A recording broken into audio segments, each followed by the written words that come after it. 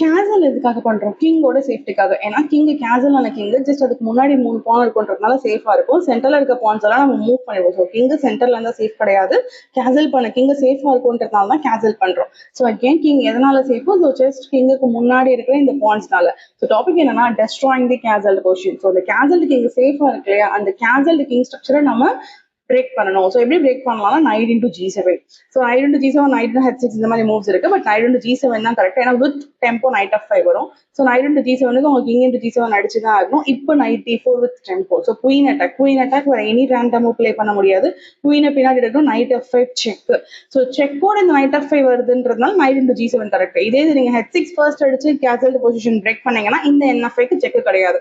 So இதுக்கு king options இருக்கு. H8, F8, H7 எங்க போனாலும் குயின் அண்ட் H6. இந்த 3 ஸ்கொயர்ல எங்க போனாலும் குயின் அண்ட் H6 செக்கோட வந்துடும். கிங் G8 போகும்போது குயின் G7 மீட் ஆயிடும். ஸோ அப்போ இந்த 3 ஸ்கொயர் போக முடியாது. ஸோ செக்கோட நம்ம இதை அடிக்க கூடாதுன்னா அவங்க கிங் G8 ஒன்லையும் G8 போகும்போது queen G3 check. So queen G3 check. King எங்க மூவ் பண்ணாலும் queen G7 checkmate. Again king move பண்ணாம knight block forced, queen and G4 check, rook block forced. இப்போ நைட் அண்ட் H6 டிஸ்கவர் அட்டாக்ல queen கிடைச்சிருச்சு.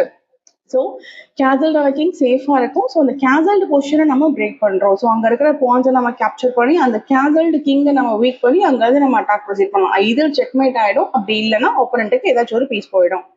இந்த position again பிளாக்கோட king சேஃபா இருக்கு. அந்த கிங் ஸ்ட்ரக்சர் எப்படி பிரேக் பண்ணி நம்ம இந்த கேம் வின் பண்ணலான்ட்டு ஆன்சர் கண்டுபிடிச்சிட்டேன்.